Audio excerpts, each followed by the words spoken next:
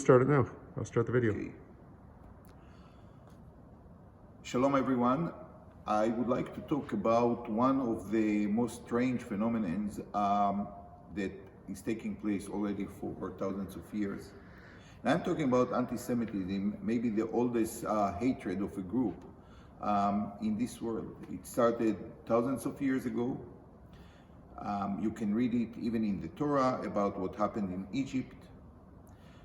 And unfortunately, if you open the New York Times or any other important newspaper, you are going to see the remnants of this phenomenon until this very day. And to a certain point, it's even stronger because the ability to spread ideas and hatred today is much more common and available rather than 3,000 years ago when there was no internet, no newspapers, no TV.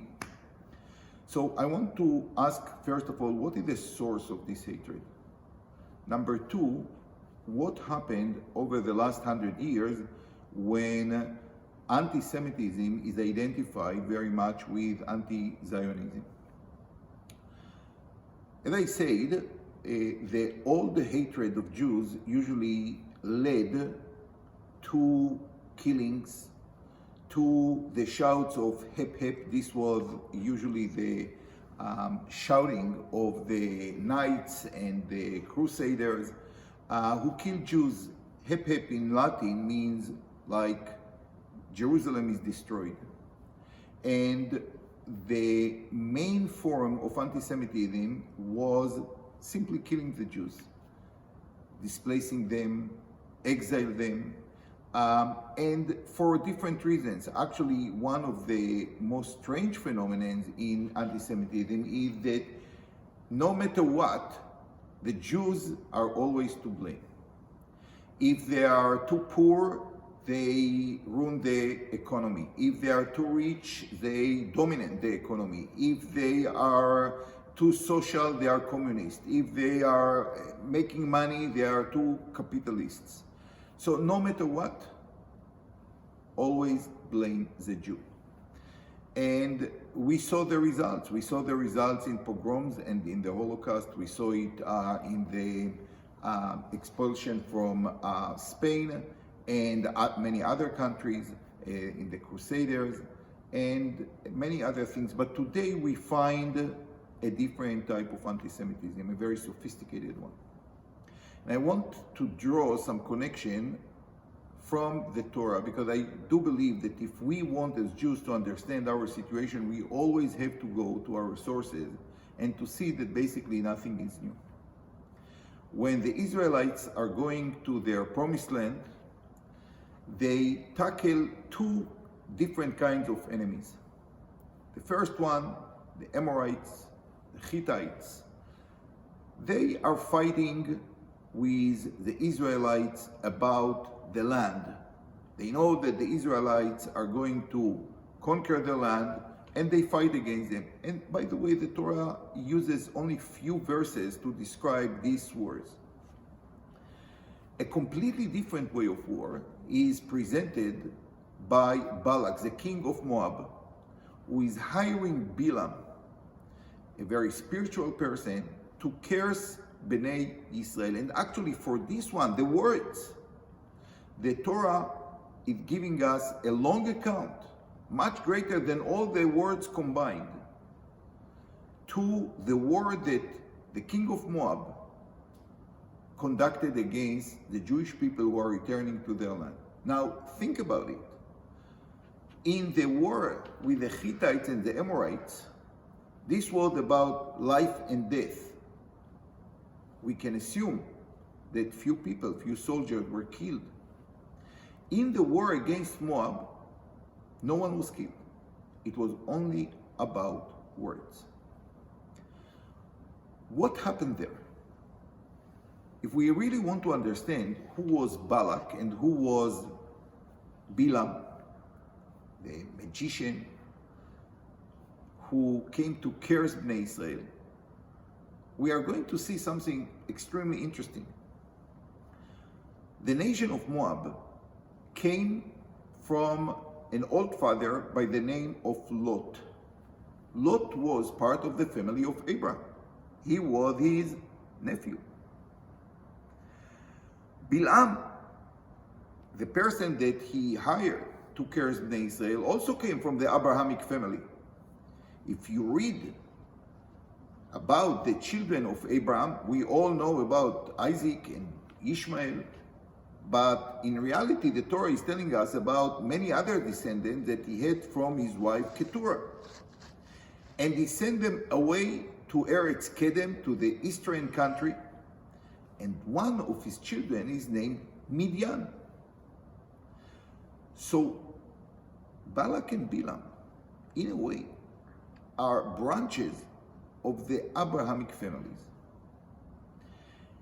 And the Abrahamic family knows that the Jewish people are not regular people.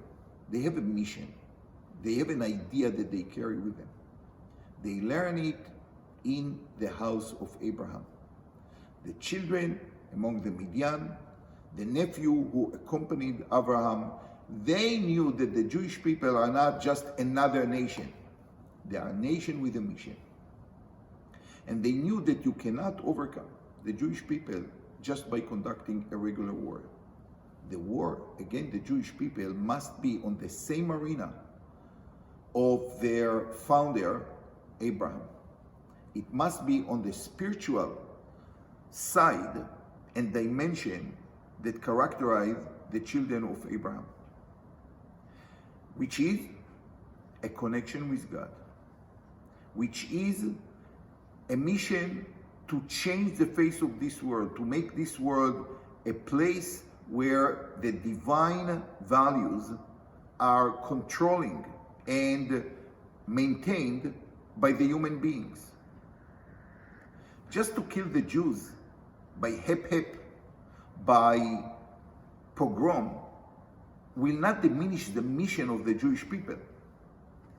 But if you manage to seed the doubts, if you manage to let the Jewish people themselves think that they are not that important, that they are not very different from any other nation, you are going to hurt and possibly stop and snap the connection from their founders, Abraham, Yitzchak, Yaakov, and the rest of history. And that's exactly what Balaam and Bilam try to do. They try a new way of anti-Semitism, a sophisticated one, seeding the doubts. And this is the nature of the curse. A curse is not just few words that someone will die. The real curse is when a person or a nation loses their sense of direction. So Balak knows that it's not going to be determined, the victory is not going to be determined in the battlefield. It's going to be determined on the ideological level, if the Jewish nation is indeed a special one or not. And when he hired Bilam, he wanted to show the weaknesses, the ideological weaknesses of the Jewish people. And the Torah see this kind of anti-Semitism. They try to say, this is not a special nation, these are regular people, as maybe the most severe form of anti-Semitism, and that's why the Torah describes it in such a long account of almost 2 parashot in the Torah, which is quite significant, to tell us more than 4,000 years later, how important is the ideological battle when we come to anti-Semitism. So, what is indeed the root of the anti-Semitism today?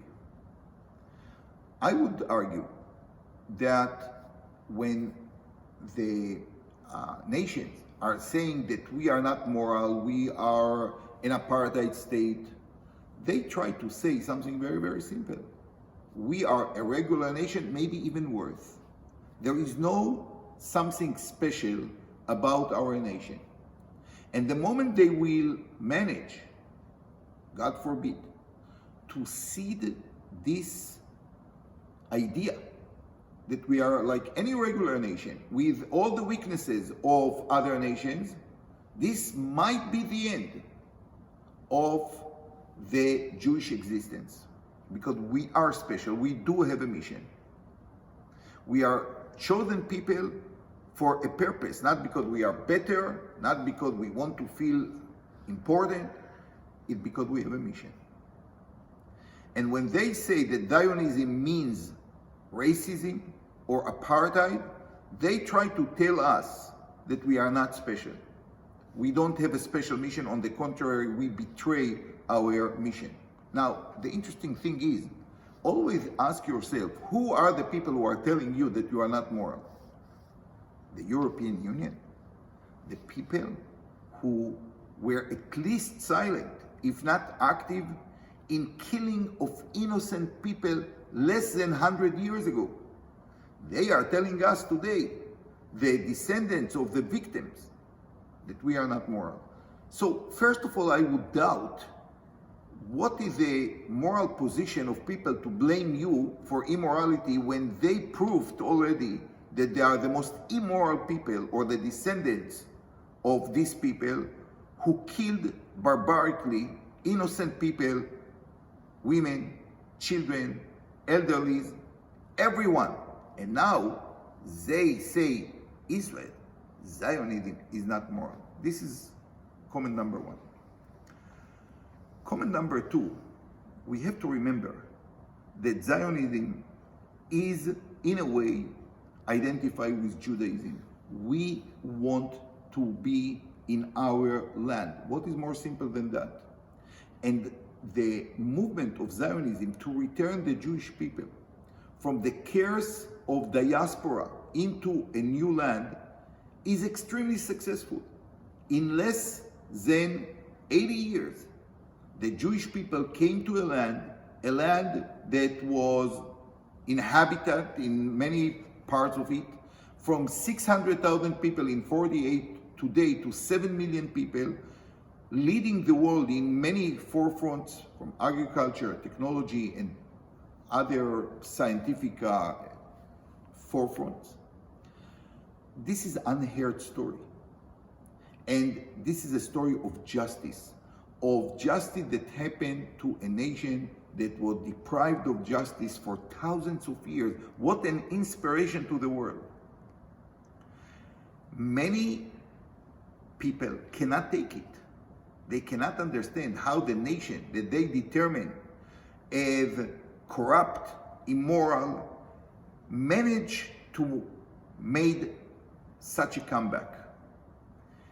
They cannot fight them, because today the world and the politics are very different than the time of the Crusaders or the Holocaust. But they can still use the same tactics of Balak and Bilam to curse by seeding doubts about the morality of the Jewish people in the land of Israel. That's what the new anti-Semitism is all about. And the only way, in my opinion, to fight this anti-Semitism is actually to learn more about who we are, what is our mission. The more we understand it, the more we educate our own people to understand what is so important about the Jewish tradition and Jewish values, why we are back in Eretz Israel, the easier the war is going to be.